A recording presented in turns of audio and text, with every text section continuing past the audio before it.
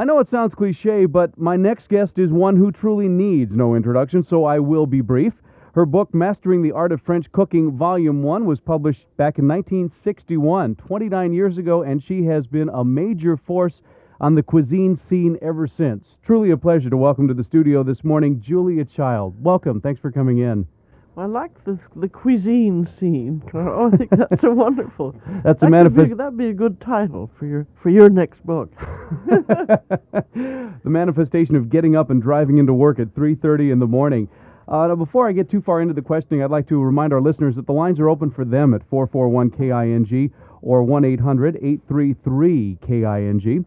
How have you seen the face of cooking in America change over the 29 years from Mastering the Art of French Cooking to The Way to Cook, which is your newest volume? Well, it seems to have changed enormously. In 61, we were just beginning to get interested in good food, and the Kennedys were in the White House, and they had their wonderful French chef, René Verdun, and people were just being able to go over to France, because before that, I think, one forgets, it took a long time to get abroad, particularly from here. You'd have 4 days to get back to New York, and then 5 days on a boat, and I think it was the privileged few who got over there. Then I think also because of World War II, a lot of Americans got over to Europe for the first time. And then suddenly I think the aeroplanes, you could get over by air, and then just people began going and just began getting interested in cooking and good food. And then also in those times, it was before nutrition had raised its ugly head.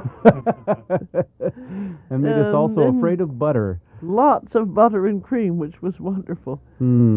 But I think in ways we're more sensible. I think also we're in a very bad period of fear of food, where people seem to get their nutritional information from television ads.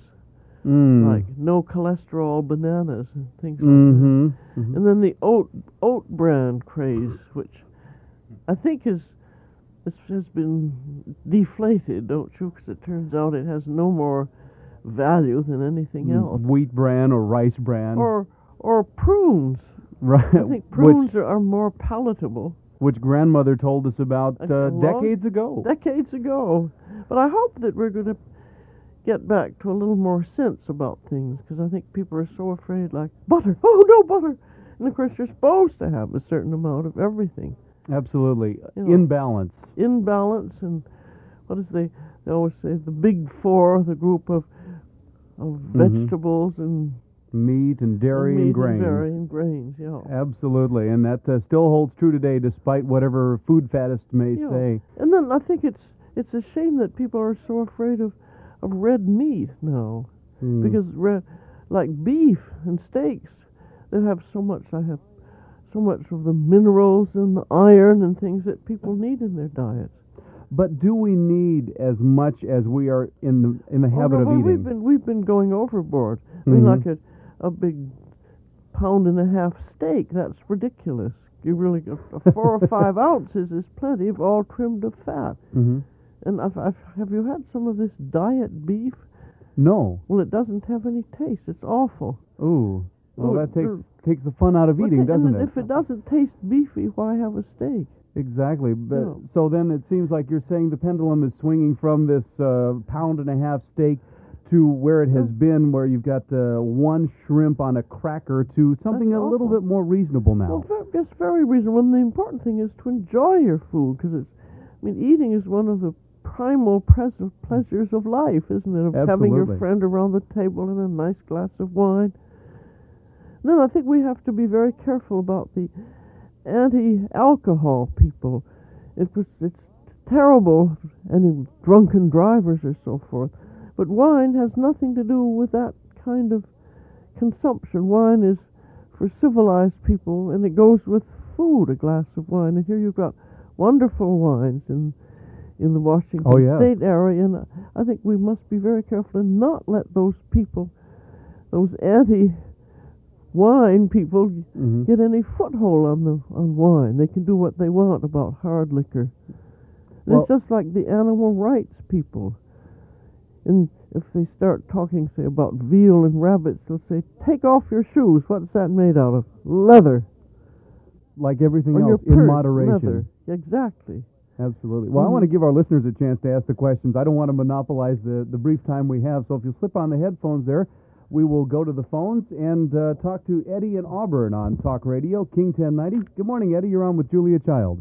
Good morning, Julia. My Hi there, brother and Eddie. I grew up watching you and David Wade on the television every Saturday. We thoroughly enjoyed that. Well, good. In your the way to cook, in your recipe for I probably will butcher the pronunciation, but piperade, Oh, just piperade. piperade. Okay. Yeah. You call for pureed garlic. I have never heard of that used before. How do you puree the garlic? Well, if you look farther in the index, it'll tell you in the book. Well, how you do it is you take your garlic clove and smash it with the flat of a knife, and that gets the peel off easily. Then you mince it up, and then you put in a little bit of salt with it. And with the flat of your knife, you spread it back and forth, and that will puree it. And of course, you have the garlic press also, which works. Okay, I didn't know if that was acceptable or not. Well, the reason you want to puree it is because you don't want to have little pieces of garlic in your teeth. Right. Okay. Certainly wouldn't help your social life any. No, it would not. By the way, are you going to be available for the public any other place today in Seattle? I've got 3 of the Way to Cook books that I would love to have you sign for me as to give as gifts. I won't be, unfortunately, but you could send me a note with their names, and I'll send you back a paste on and send it to me, care of WGBH TV, Boston 02134. Okay. I love the cookbook. Very good, Eddie. I love the recipe for lentil soup. It's superb. Oh, I love lentil soup. Good. Thanks a lot. Thank you. Bye-bye. Bye-bye.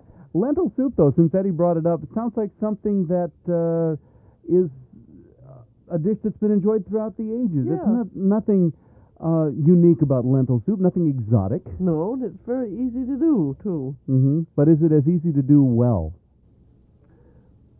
Well, I think if you pay attention to what you're doing, and it is because you have carrots and onions and a bit of garlic and a bit of turnip, I think. And just boil it all up together and puree it either through a food mill or the food processor.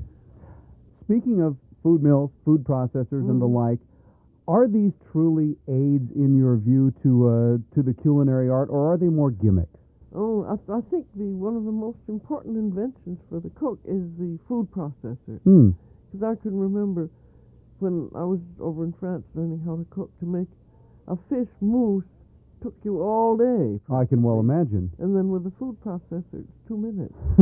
So in other words, things that used to be haute cuisine, that demanded lots of people in the kitchen, are now just ordinary.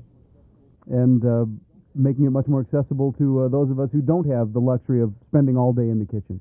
Well, and nobody really has the time to spend all day, and there's no reason for one to do it. Not in 1990. Pat and Juanita, you're on Talk Radio King 1090 with Julia Child. Good morning. Oh, good morning. What a thrill to talk to Julia. Well, it's nice to talk to you. Thank you.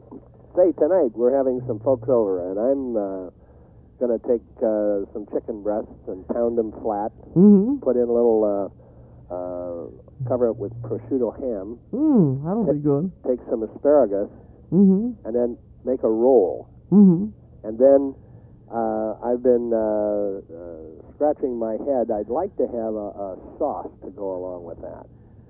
Well, are you going to saute them or bake them or what? Bake them. Bake? Well, then I'd bake them, and then you'll have some juices in the pan, and spoon out the excess fat and put in a tablespoon or so of minced shallots or scallions, and then put in a bit of chicken stock and maybe a bit of white wine, and boil that up until it's reduced and almost syrupy.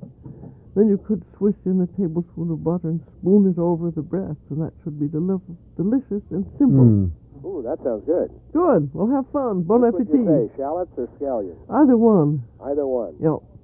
Oh, great. Okay. I'll tell them where it came from tonight. Fine. And you got it direct from the source herself. That's it. Thank you, Pat. Thank you. Bye-bye. Joyce in Eastlake with a little bit different question, I think. Good morning, Joyce. Well, I'll ask my question after I tell Julia that she has brought a lot of light into my life. I've been delighted to listen to her and to watch her, and I've been enlightened by her expertise, and she means a great deal to me, as she does, I know, to a number of other people. Well, that's great. Well, one thing, Joyce, you could do is, we're starting a new American Institute of Wine and Food chapter here in Seattle, which is going to be wonderful for everyone who loves food, because there'll be events probably every month, and you get a great journal of gastronomy 4 times a year, and a newsletter, and then you'll be participating with everything that goes on from the food and wine community here. I'm up for it. It sounds wonderful. Well, that's great. I knew you would be. All right, now my question. Yeah. If, God forbid, you should have to choose your last meal, what would it be? Well, if I were living here, I would have Olympia oysters and a lot of cracked Dungeness crab, and then probably some of that delicious lamb from, where's the name of the place? Ellensburg. Mm-hmm. We had some last night at Ray's Boathouse. Mm. We had a big dinner for the American Institute of Wine and Food's new chapter. We had a delicious meal. That's about what we had. Mm. And then a dessert like sorbets or some of your local berries, Mm-hmm. and then some chocolate to end it all up. With a little Cabernet? With a little, oh yes, some of your good wine. Mm-hmm. Thank you, Julia, so much for everything. Well, it's good to talk with you. Bye-bye. Bye-bye, Joyce. 441-KING, if you'd like to talk to Julia Child and ask her a question or two of your own. On the American Institute of Wine and Food, which is opening a chapter here, is this going to be open to general membership, or do you have to be in the trade? Oh, no, it's open to anyone who's interested. And anyone who's in the trade, it's very useful for. Mm-hmm. And if you want to find out more about it, we have an 800 number, which is 1-800-274-AIWF. American Institute of Wine and Food, of course. No. Absolutely. You were talking about dining at Ray's Boathouse last night. I imagine you have the chance to sample the offerings of any number of restaurants over the course of a tour. Mm-hmm. Are we finding that from one region to the next, the cooking is becoming much more homogenized here in the United States, or are there still distinct regional differences? Well, I think the cooking here in Seattle is very distinctly regional, because you have so many good things like the wild mushrooms, and of course the Dungeness crab, and the oysters we never see back east.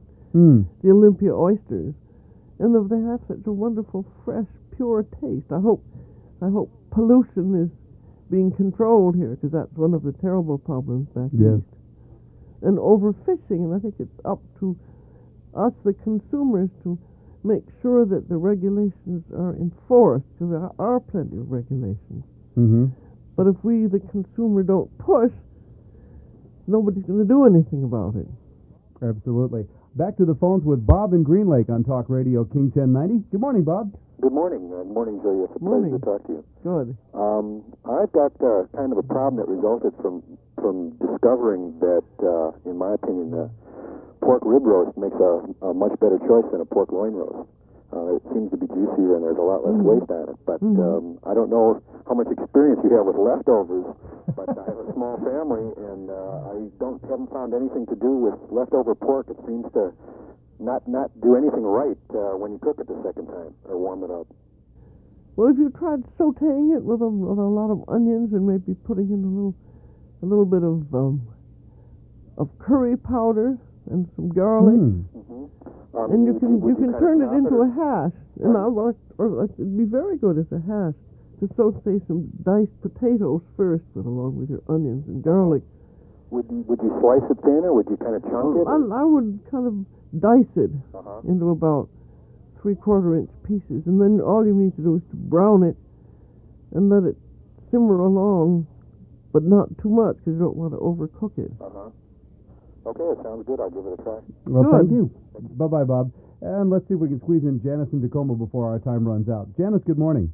Good morning. Morning. Hello, Julia. Hi. I was wondering, my son is going to be out on his own batching, and do you have a cookbook that would be good for people just beginning?